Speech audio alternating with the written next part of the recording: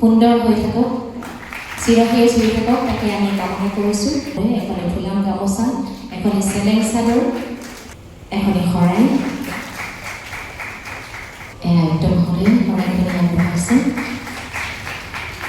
উত্তৰ গুৱাহাটী মহাবিদ্যালয়ৰ। মোৰ কাৰণে আচলতে এটা মোক ভাষাহীন কৰি পেলাইছে। মোৰ ওচৰত ভাষা নাই, মই বুজাব নোৱাৰিম আপোনালোকক মোৰ কিমান ভাল লাগিছে, মই কিমান অনুপ্ৰাণিত হৈছোঁ, মই কিমান প্ৰেৰণা দিছে, মই আপোনালোকক বুজাব নোৱাৰিম। মই অকণমান আৱেগিক হৈছোঁ। ভিতালী দাস বাইদেউৰ পঞ্চম মৃত্যু বাৰ্ষিকী দিনাখন ভিতালী দাস সৌৰণী বঁটাটি মোক দিয়া হৈছে, মোক বাছনি কৰা হৈছিলে। আৰু মোৰ আচলতে ক'বলৈ ভাষা নাই মোৰ মই কি অনুভৱ কৰিছোঁ। লগতে কমলিকাও আছে, তেওঁ কৈছে যে তেওঁ বোলে ব্যক্তিগতভাৱে মোক বাছনি কৰিছে। গতিকে এই বঁটাটোৰ লগতে বহু দায়িত্ব আহি পৰিছে মোৰ। আজি আচলতে মনটো আৰু বেছি গধুৰ হৈ গ'ল। আমি বহুত শিল্পী হেৰুৱালোঁ, জ্যেষ্ঠ বহুত শিল্পী হেৰুৱালোঁ, অভিভাৱকহীন হৈ পৰিছোঁ আচলতে আমি। তাৰে মাজতে এই খবৰটোৱে মোক বহুত প্ৰেৰণা দিছে। মই কিমান কি কৰিছোঁ মই নাজানো, মই যোগ্য হয়নে নহয় মই সেইটোও নাজানো, কিন্তু তেওঁলোকে বাছনি কৰিছে। উত্তৰ গুৱাহাটী সাংবাদিক সন্থা আজি যি মোক বঁটা প্ৰদান কৰিলে, সেইবাবে মই তেওঁলোকক প্ৰত্যেকজনকে ধন্যবাদ জনাইছোঁ, আন্তৰিক ধন্যবাদ জনাইছোঁ। মই অভিভূত হৈছোঁ। এই বঁটাটোৰ লগতে যিমান মোৰ যথেষ্ট দায়িত্ব বাঢ়িছে, মই কি কথা কওঁ, মই কি পিন্ধোঁ, মই সমাজক কি বাৰ্তা দিওঁ, সকলোখিনি কথা মই আজিৰে পৰা আৰু বেছিকৈ গুৰুত্ব দিব লাগিব। কাৰণ আমি দায়বদ্ধ, আমি অভিনয় কৰোঁ, আমি গীত গাওঁ, আৰু কেৱল অভিনয় আৰু গীতৰ লগত আমি সীমাবদ্ধ নহয়। আমাৰ বহুত দায়িত্ব থাকে সমাজৰ প্ৰতি, সংস্কৃতিৰ প্ৰতি, ভাষাৰ প্ৰতি।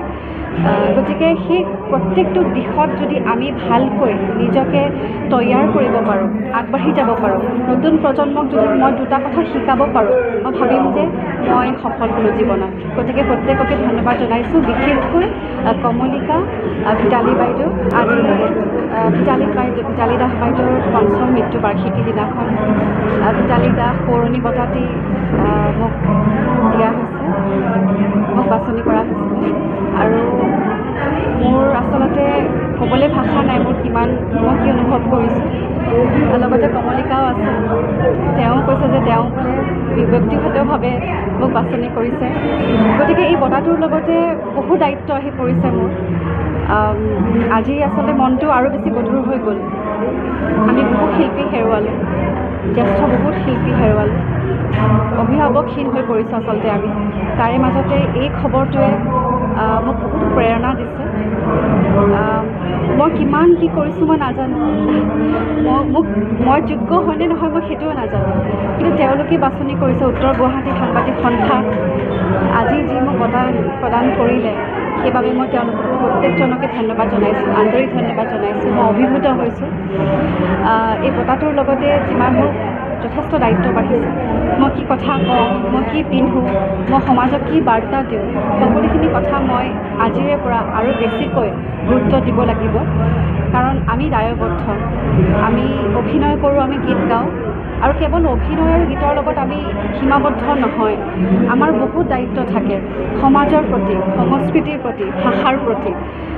গতিকে সেই প্ৰত্যেকটো দিশত যদি আমি ভালকৈ নিজকে তৈয়াৰ কৰিব পাৰোঁ, আগবাঢ়ি যাব পাৰোঁ, নতুন প্ৰজন্মক যদি মই দুটা কথা শিকাব পাৰোঁ, মই ভাবিম যে মই সফল হ'লোঁ জীৱনত। গতিকে প্ৰত্যেককে ধন্যবাদ